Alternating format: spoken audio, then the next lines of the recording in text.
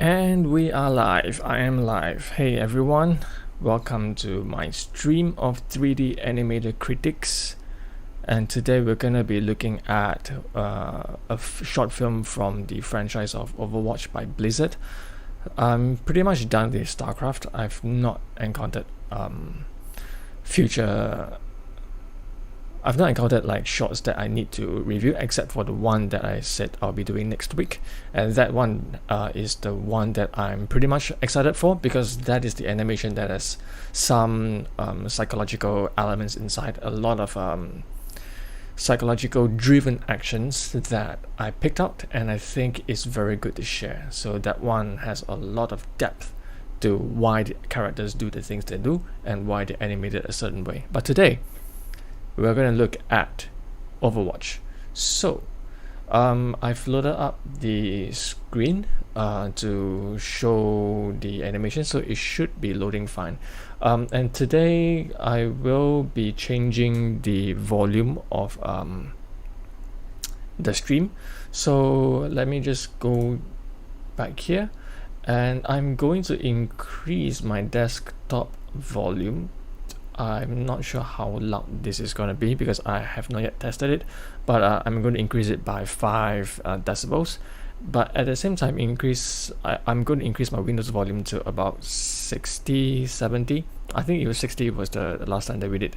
And so on your end, you should be able to hear the video louder, and then I will drop the Windows volume back down to the original settings as I go through the animation and I talk about it. So let me disappear off screen, and I'm gonna mute my mic, and then we're gonna take a look at the video.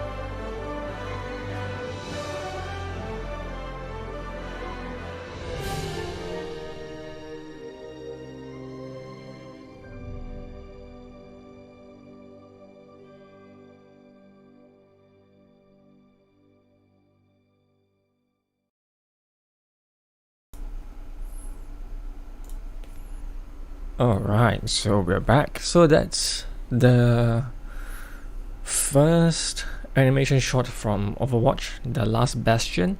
The thing about whether it's the first or released much later, that I'm following the chronological order of the history of Overwatch. That is what I found as to what I found from the internet. Technically, the first Overwatch animation release should be the opening cinematic of the game, not this one. This one probably is released a little bit later, but then I'm going as to what I found on the internet. There is this one whole video about 1.5 hours long that has all the Overwatch animation shots in it, and is titled chronological order, so I'm going along with that. So I'm now going to talk about the animation itself. So let's skip that. Nope, that's too far. So shows the title of the company, establishing shot, opening, setting the scene, letting the viewer know what it is in a forested area, and from the looks of it you can roughly tell this is not trying to be realistic. There is no, I don't think there's a place in the real world that can look like this in a forest. And it's so just right from the get-go you can tell it's sort of like a mystical fairy tale kind of a look. And the way the bird came into view, also I'd like to talk about the showing the title again over here, because there is nothing much going on, so it's a good place to show the title over here. And then the video goes along, and the bird, yep, you notice that the bird came in from the screen left, but it takes up a majority of the center of the screen. I won't say majority, but as it came in, it flaps its wing and it takes quite a fair bit of the middle of the screen, so it immediately grabs your attention. And so as the bird flies to the right and goes to the center again, your eyes will follow it.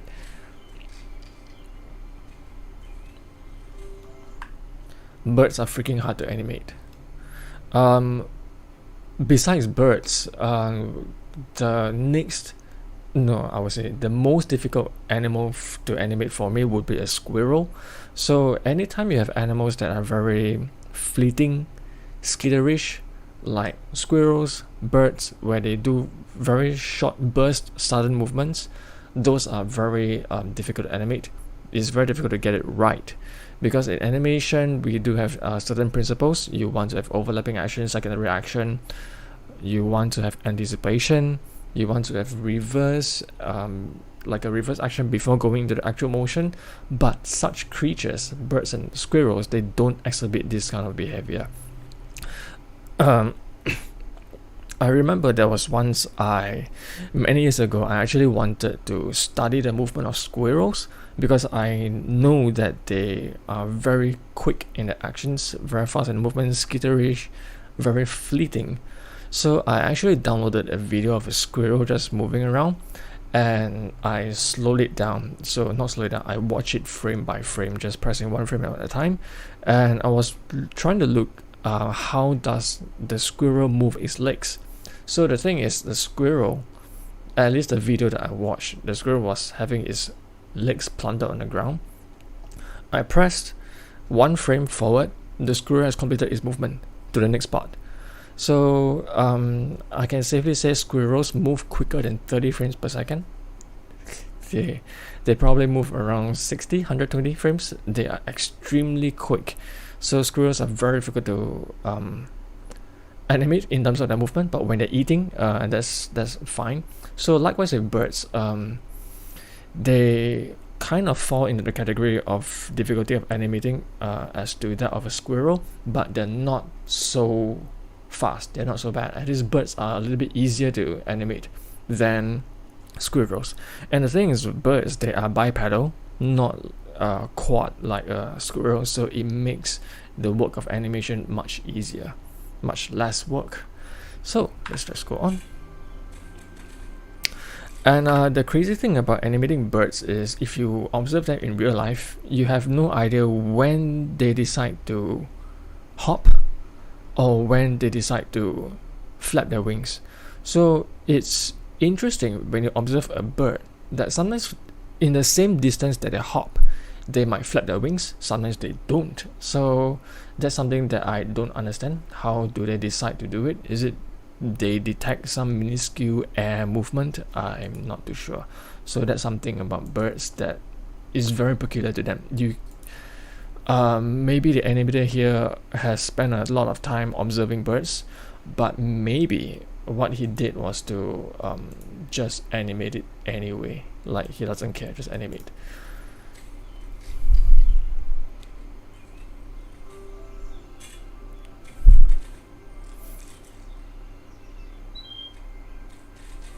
The fur is just so nice.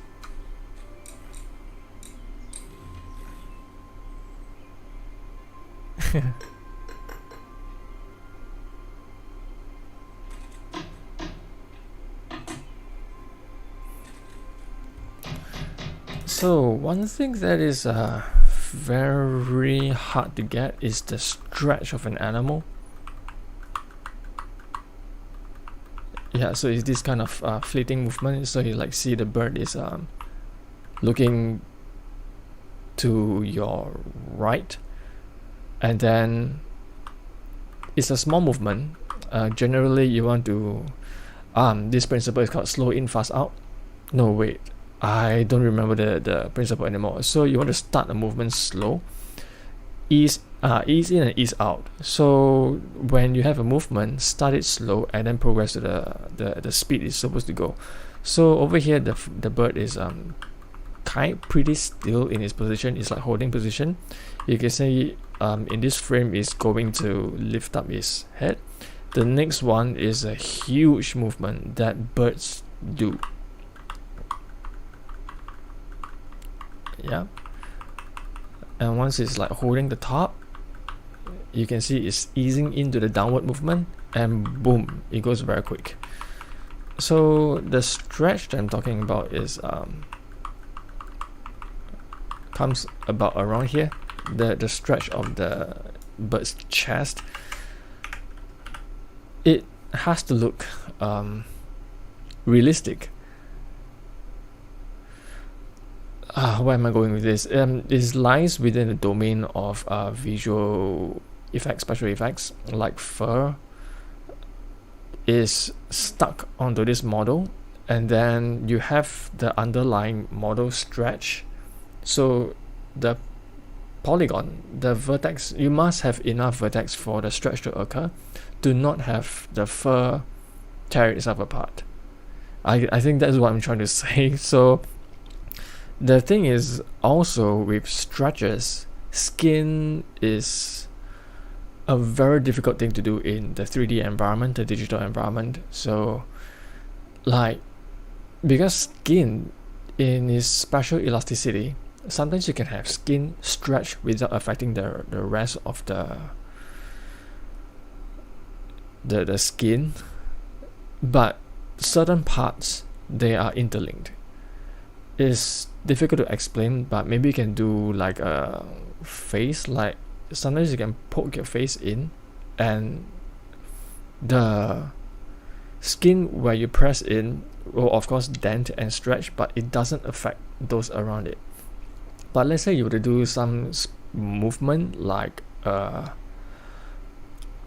stretch your mouth or something, you'll see that even though it's only your mouth, but then the skin stretches all the way up to your jaw hinge. Like, is this sort of a peculiarity, the specialty of skin, that they are interlinked, codependent, and yet At the same time, also they can move independent of each other, which is very difficult to get. And so when I see the bird stretching itself in the movement, it looks a little bit exaggerated, but still it adds to the cartoonish presentation of Overwatch. So if you compare StarCraft and Overwatch, Overwatch is definitely a cartoonish kind of setting, kind of view, whereas StarCraft is very much going for the realistic feel, so you won't see stretches as much.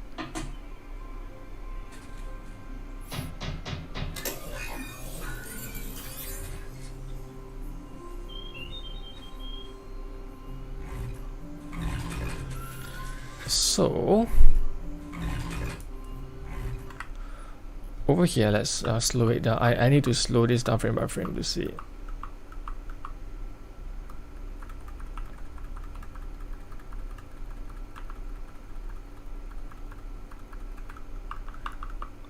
I'm going backwards now, and then I'm going forwards. So this is before the first flash of Bastion's eyes occurred.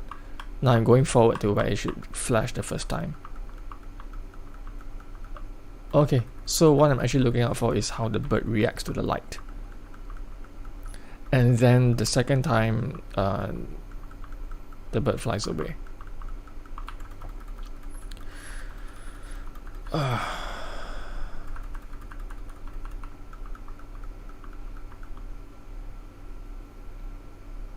Okay, it's a mystery to me here. What I'm trying to get at is, why did the bird fly? Okay, because to our human eyes, the bird obviously reacted to something, flew away before Bastion's flash of light occurred for the second time. So is the bird like clairvoyant? I don't think so. The thing about animals is they can detect things before humans can, especially when they're dealing with sensors that are less used, like hearing, smell, and even a visual system. So judging from how the bird is animated here, oh, that's too far already. Okay, that's the first flash. The bird reacts immediately. So small movement, big one, and then ease out. You can slow down, and then you can see the bird sort of like raises his eyebrow, if there is such a thing, and then stretch his head upward to peek into Bastion's eye, the lens inside, and then something spooked the bird. This is the mystery that I'm trying to reconcile, that I cannot do. So it's either the bird saw something that spooked it, or it is the sensitivity of the bird that it can see that the flash is coming, that this flash of light is coming before human eyes can. So it's two possibilities. I don't know which one is which. So let's just leave it as a mystery. I would say it's good work. Overall, you can see that the polish of Overwatch animations are much higher as compared to StarCraft, because of the age as well. Like StarCraft is really old, like 2012 region, and Overwatch is 2016. With the exception to Legacy of the Void, I think that's 2017, around there. So you can see as technology progresses, as time progresses, animations become more polished as well. Bastion wakes up, and it's very obvious it's machinery. And the nice touch over here is you can see that, oh wow, no wonder it's much louder. You can see that as Bastion starts to stand up, there is a bit of a jerky movement. It's as if the joints are like stuck, and obviously there's a lot of dirt in Bastion's body. It's like as if the joints are stuck, and then as he's moving, it encounters dirt, and like maybe it does this, and then but encounters dirt. Maybe the dirt comes loose, and before it continues for a smooth kind of motion. Nice detail. And from here, this step, very typical of machinery movement. You have the weight drop, all of the weight drop down at the same time, unlike humans where we control our dropping of our weight. If you were to walk like a machine does, your knees are going to give out in like probably 2 months or something. So yeah, the jerky movement again, as he's straightening his chest, his back. You can see the chest is like tuk, tuk, tuk, tuk. Checks himself out. I look hot. So I mentioned before, I only mentioned the closing of fists. Generally, you close from the pinky down, pinky up actually, and then you will open from the index down, which is what happens here. There are situations where it's reversed, but those are special circumstances. Normally, you will do what I described. Open from index first, close from pinky first. This is the very typical human movement.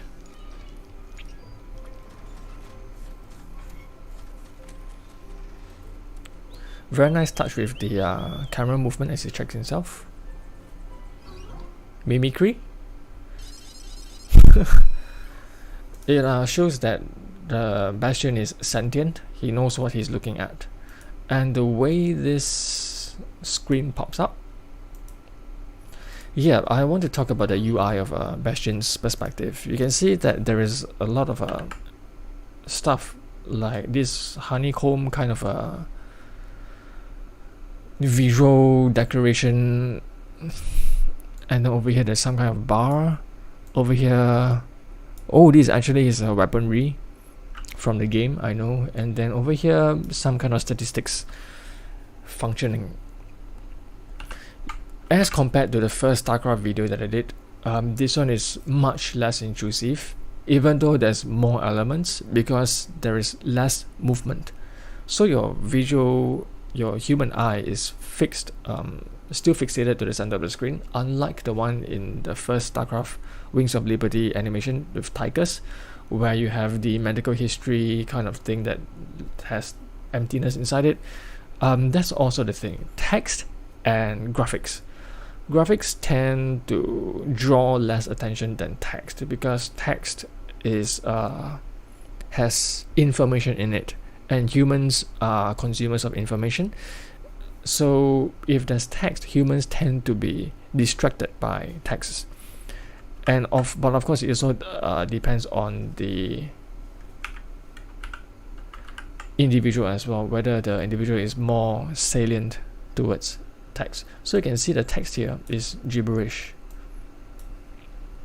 All this text, it looks like Japanese, but it's some kind of symbol, hieroglyphs, I don't know. So when a human visual system looks at it, it's going to discard it as nonsense and not going to focus on it. So critical information pops out in the middle of the screen. Fine.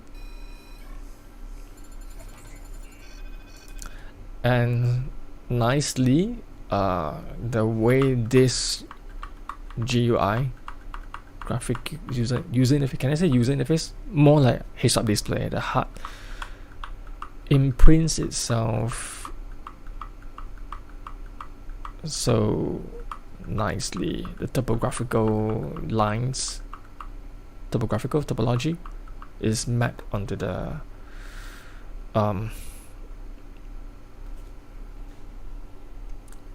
camera view, the zoom, the view here, and then you have the graphics showing the direction that he needs to go.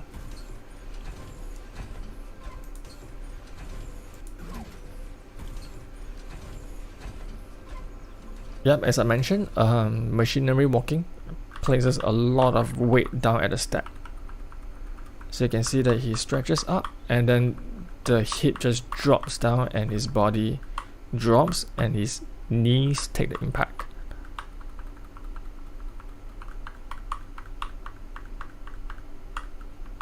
There was a secondary movement that I saw that I wanted to comment on, but where did it go? Oh, is it there? This is when his right leg. Ah, there you go. Oh, it's actually not secondary movement. I'm looking at the specifically this part over here. It's actually not secondary movement. Secondary movement comes in other place, which is apparent here, but is there a better spot? Not really. The better spot is the back view over here. Bam. Okay, good. So the primary movement, the primary action is Bastion walking forward, and as he walks, look at the shoulder pads over here of Bastion. I'm going to go frame by frame so it's easy for you. This is his first touch. The right leg touch the ground. So weight comes down, and then notice the shoulder pads moves. Goes up, and the shoulder pads stays close to his arm. As they drop, the shoulder pad shakes. So this is secondary movement. Like, you want to have movement happen independent, not say independent, linked, but at different time from the primary action.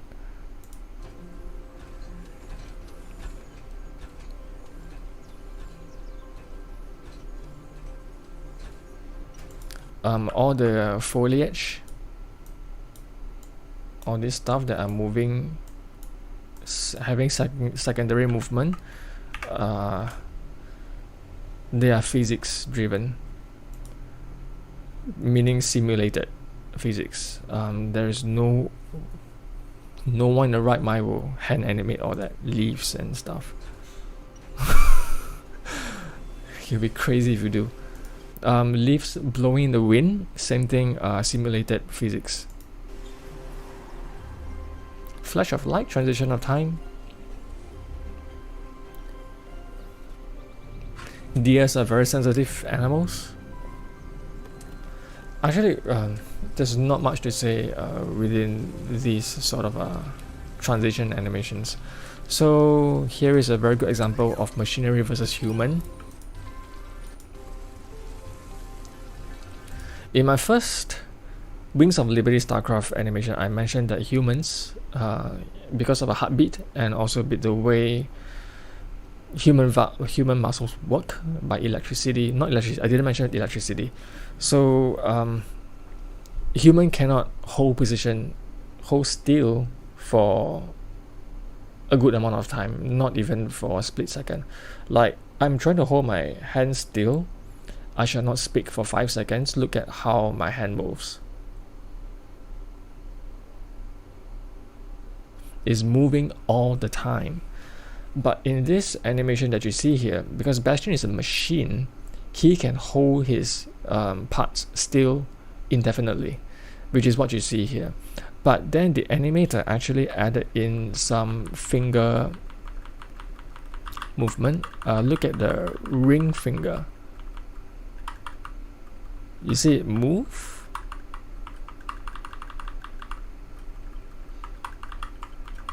It's very interesting. So I think the animator is trying to have input a little bit of human touch into this Bastion, which is machine, but he's still obeying the aesthetics of a machine moving, which is I can hold still in the same position indefinitely.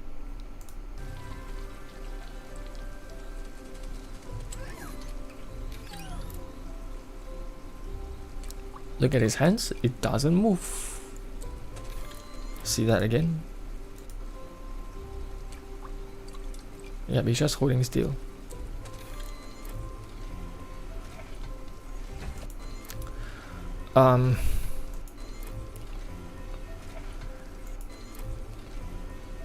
Very good bounce back. Again, very typical of machine. You have to make this more apparent in machinery, like when Bastion turns to the right and when he hits where he needs to stop, there is a bounce back to the left. So again, just notice his chest as he turns right. This is his destination, but it shakes to the left, back. That's a bounce back. Even humans do it, but for machine you want to emphasize it a little bit more, because machines tend to have very rigid movement. You want to emphasize that. And this turn to the right, you think is easy to do? No, it's not. As an animator, this kind of thing where the top stays the same position but the hips turn is hell to to animate. This is one of the worst kind of thing you can animate as an animator. For humans, one of the worst you can do is hip sway, like you hold your shoulder in position but you sway your hips, like either to tease somebody or as a celebration kind of thing, where you do, your hips will do this. That is another animation hell, because you might think that the movement is driven from your shoulders down, or it's only my hips moving. But in animation, all movement is hip driven. So when your hip rotates like this, your entire body will follow. So if you really think about it, what you're doing when you're doing a hip sway, so the top is your shoulder, this is your hip, is rotation, like dual rotation at the same time. I can't even do it, man. Not even with fingers. I'm already cheating you by using one finger, but I can't do it. So that's the sort of thing, like when you rotate your hip, your entire body in animation will just turn tilt, and you have to counter tilt your upper body. And the worst is if you need to keep them in the same spot, the shoulders, that's the most difficult thing to animate. Looks at himself.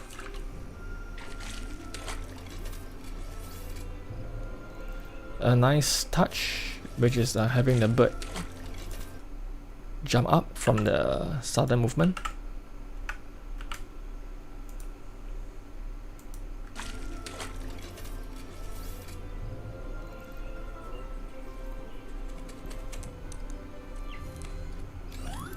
This is amazing.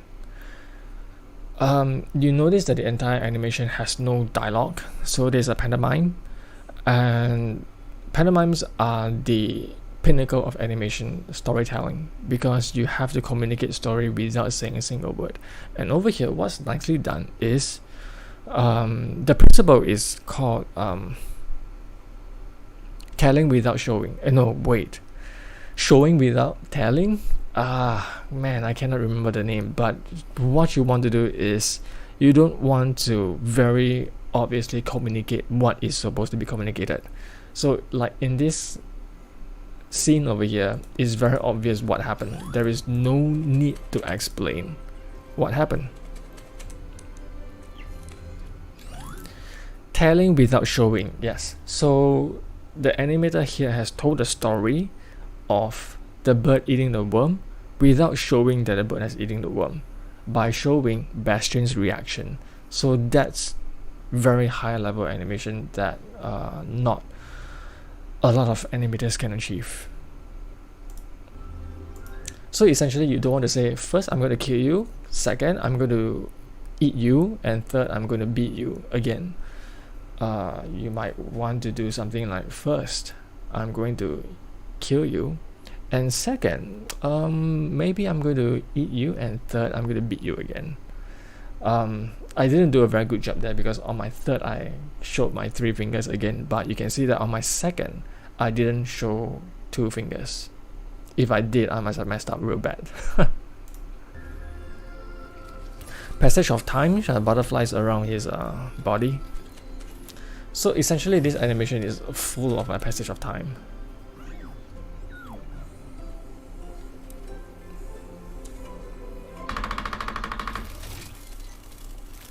Real life woodpeckers don't pack that quick. From the real woodpeckers that I've encountered, I'm going to tap on the mic, they pack the wood something like, it's a little bit quicker, maybe like around that, not so quick in this animation shot. Bastion is confused, looking around.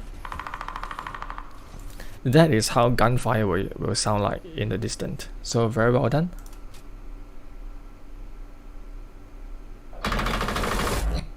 And the third showing of the woodpecker is made to sound a lot like gunfire, and also the queuing of something happening. A very nicely lit forest all of a sudden takes on a doom gloom of darkness.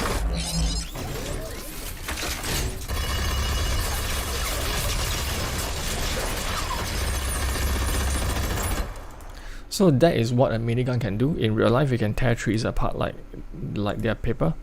I want to talk about the transformation of Bastion.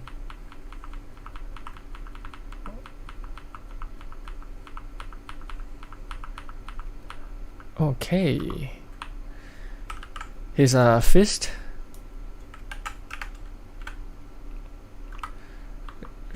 retracts into his body, and over here is still fine, and here it disappears.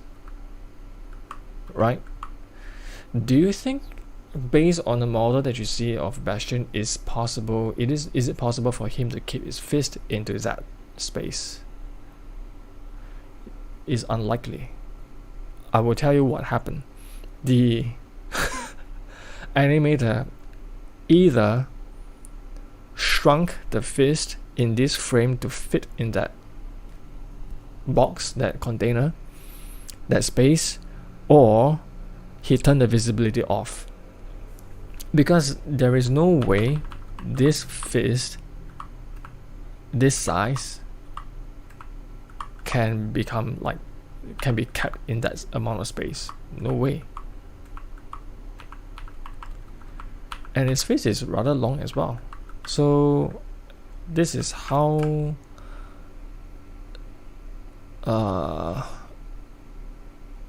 is this size as compared to the space that he has, which is like this. So it's quite apparent that there is more this thing to keep than there is space to keep. So yeah, animation tricks. I remember there was a time when I was animating, my colleague had to animate the character eating. So what happened was I was critiquing his work. Like animators, they will critique each other's work to find spots of where they can improve, like maybe mistakes that we may have missed ourselves. So I noticed that he has a chopstick into the mouth, and then the food was placed in the mouth, and the next moment the food disappeared. So I asked him, where did the food go? He said the food shot through the back of the character into the back of the house within one frame. So that's the kind of thing we do. We hide things, we work around limitations and hide stuff around. So yeah, the food just went past the back of the mouth and into the house behind the character to hide it. Or you can turn off the visibility. It's much easier to use movement than to use visibility tricks. Real life minigun don't fire like where you can hear individual shot. It's more of like a buzz, like we cannot hear individual shots. It's much akin to the MG42 in World War II. You cannot hear the single shot like you can hear now.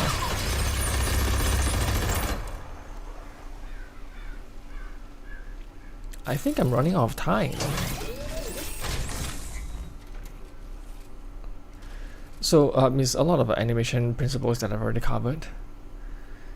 Then over here, I actually didn't get it in the first time I watched, but the subsequent times I watched, slowly I got okay. Bastion is supposed to express sort of like realization, some kind of guilt. That's why the sadder music is played, and then Bastion is walking with more of a downward stature. Passage of time, walking. When you're carrying something on your backpack, it moves after you do. So you can see that the minigun on the back is following his sway.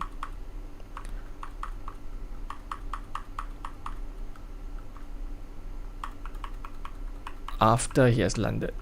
So that is his right landing. He's going to move. This is left landing. He's going to move to his right feet. Once it lands, then the minigun sways. So just watch.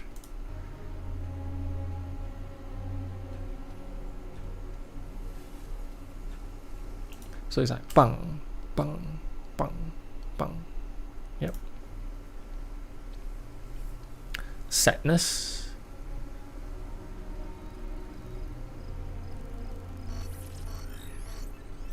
Continue to target.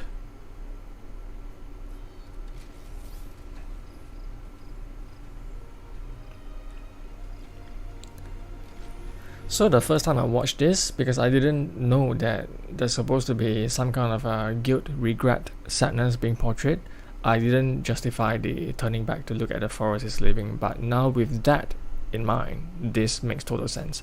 And it's a good setup to the next scene. Kick something on the ground.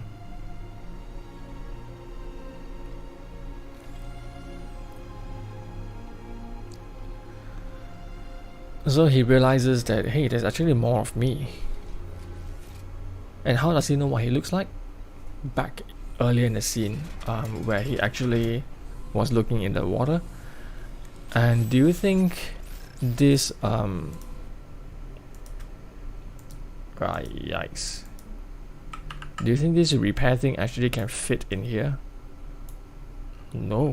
It's again animated tricks.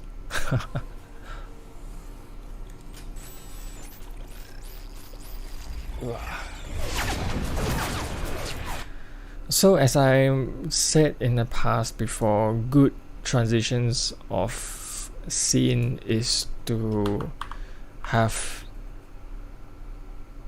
a blast of light in your face into the camera, have a huge object obscuring the camera, something like, oh damn, I didn't do it in time. Okay, yeah, so another way is to keep the object still but change the background. So over here you can notice the Bastion is in this position and he didn't actually move a lot, but the entire scene changed. That's another way of transitioning.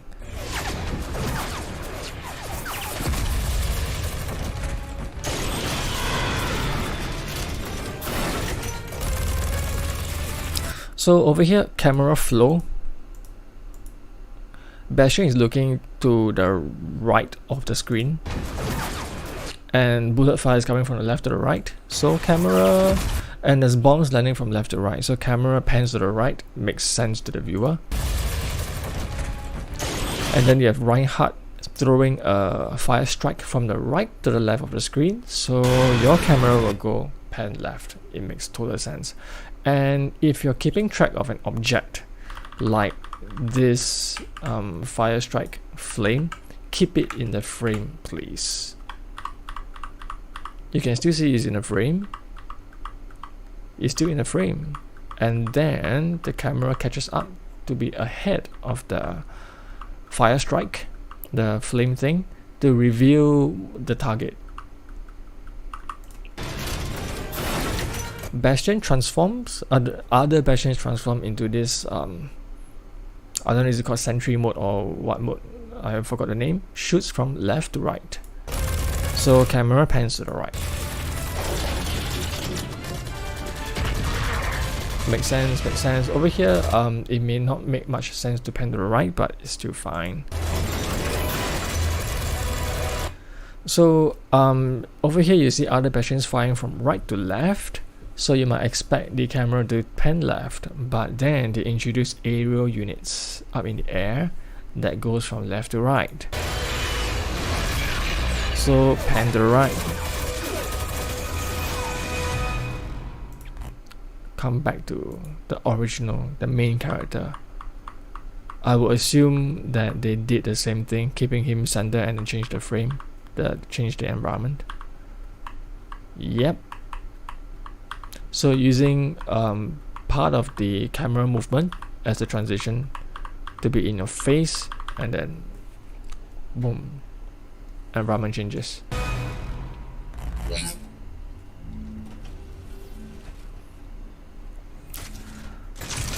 Cocked his weapon for no reason. Audio cues, when Bastion is in this so-called alert mode, you will hear there's a hum that pulsates in audibly, which is a stark distinction to his normal peace mode, which has no sound at all.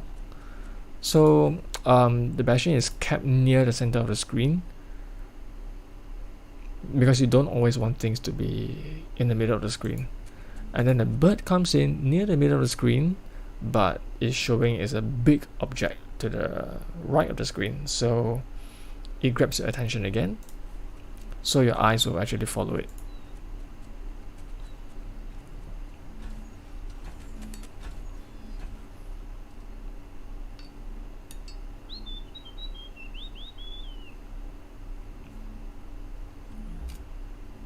Contemplation. Again, keeping very still as a machine.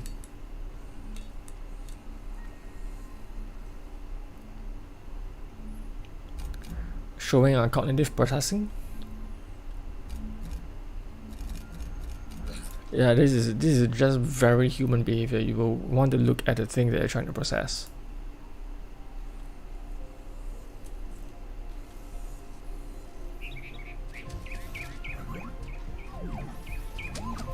So happy bird, happy Bastion. Yeah, it's only after watching this that I know why there's a bird with Bastion. And one thing to talk about that is very, very amazing work done by the animators that people will very easily miss. The bond between machine and bird animal is very apparent here. Notice how close the bird is letting his hand near the bird to grab the twig. Like, this is very close. There's no way you can get this close to a bird in normal real life. Like, this is even closer. Like, this is so close. Notice as compared to this start.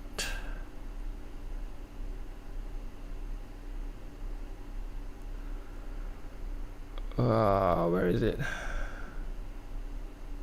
Cannot be here, it has to be earlier. Let's just play.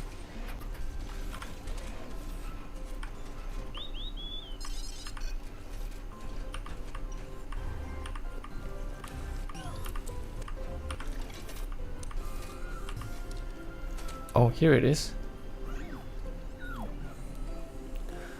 When Bastion first gives the twig to the bird, look at this distance. As he's going closer, the bird actually steps back. You can argue that it's giving space for Bastion to do his stuff, but it's more of I would interpret it to be like kind of a trust kind of thing. Like, the bird is still keeping distance from Bastion. Like, what's the problem with with the twig being inserted to the position there? Is there's no problem. But the bird decides to jump backwards. So I think there is trying to show bond between Bastion and the bird. Where is it? Yep, here. So look at how close this is. So I think this is another layer of animation that is not apparent to viewers normally. Like, it's difficult to catch these kind of things, but I think the animator did a very good job in portraying this kind of a growing of bond between two characters, two subjects. Then the rest of the animation is history. I should talk about the ending, yeah.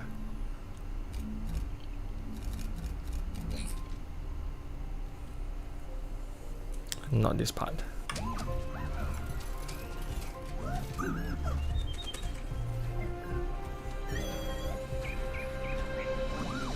So ends by showing the entirety of the environment. It's sort of like telling not this. It's sort of like telling that Bastion has this entire place as his playground to play with the bird and whatever. The next part, I have no idea what this is. I don't know who this person is, so it's not essential.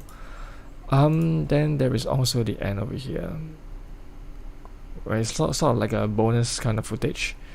There only one critic here. I would say there is no. Yeah, okay. See, as the bird lands on Bastion's finger, it moves down, as if the bird weighs a lot, and his finger is giving way.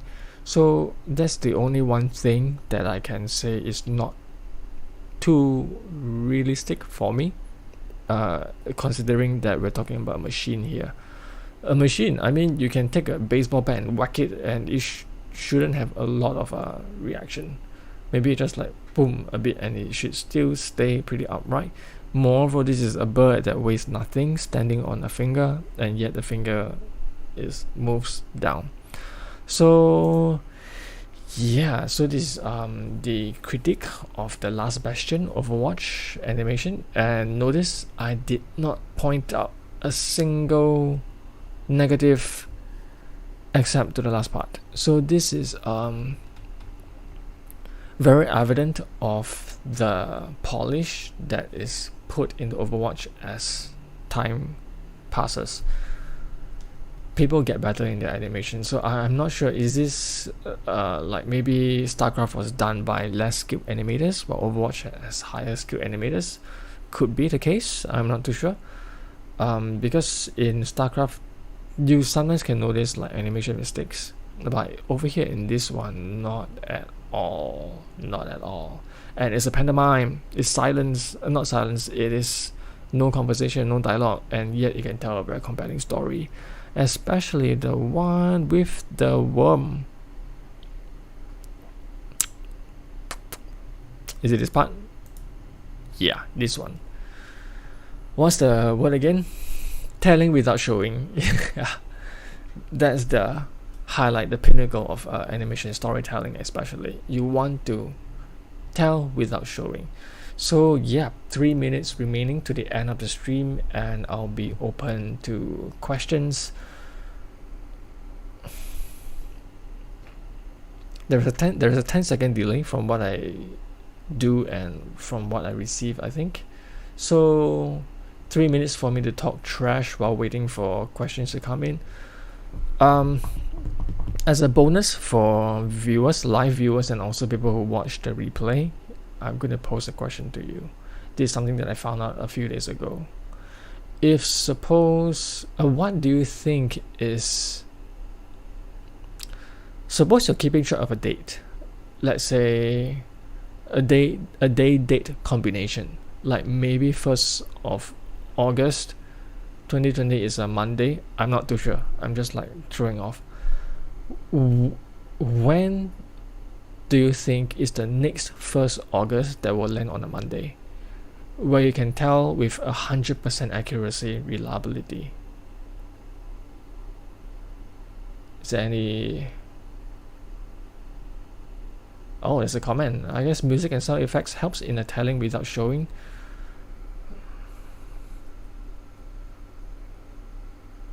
Yeah, it does. Actually, in this shot, even without music, I think the storytelling is good.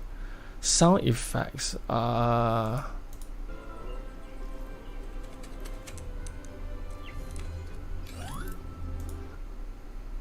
yeah, even if this scene is nothing.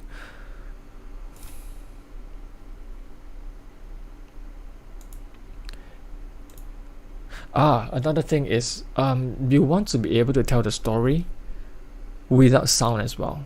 Sometimes animators, we recommend each other to watch an entire movie, a movie without sound, and see if you can get the same kind of feeling. If you can, that's excellent storytelling. Yeah, head movement shows surprise. Yeah, so is the animation itself. Like sound effects, music, they are complementary, but you want the story to come from the movement itself. So this is very high level showing without telling. To the answer to my question of like when does the next day-date combination that will occur reliably, the answer is 28 years. There are layers of patterns within. Like for the date that I'm tracking personally, it follows a pattern of 65611, and then that makes up 28 years. But other dates, day-date combination will have different patterns as well. So choose a date that you want. You can have any date at all. It even works with February 29th. 28 years later, it will occur on the same date that you want. So it definitely helps with the useless knowledge that you have. Yeah, very high level of storytelling. This animation is very well done, very well done. I have no critics at all. So just to show, can I show? No, I cannot.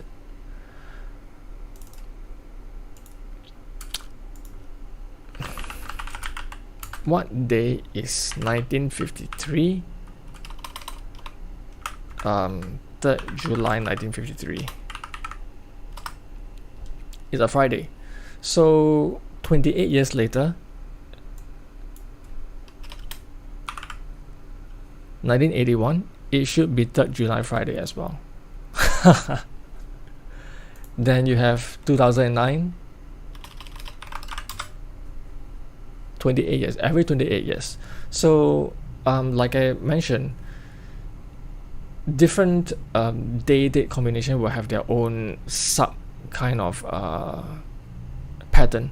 So like I mentioned, the date I'm tracking is, let's say 1st August is a Monday, 1960 1st August is a Monday, 1966 1st August is a Monday, 1971 1st August is a Monday, 1977 1st August is a Monday, and then 1988 1st August is a Monday. So 65611, 65611, it will always follow this pattern for the date, the particular date I'm tracking.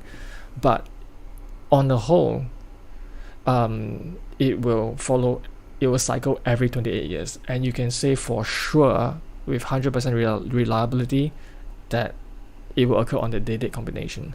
So if let's say there's a particular day-date that you want to track, you can find out the combination, the sub pattern yourself.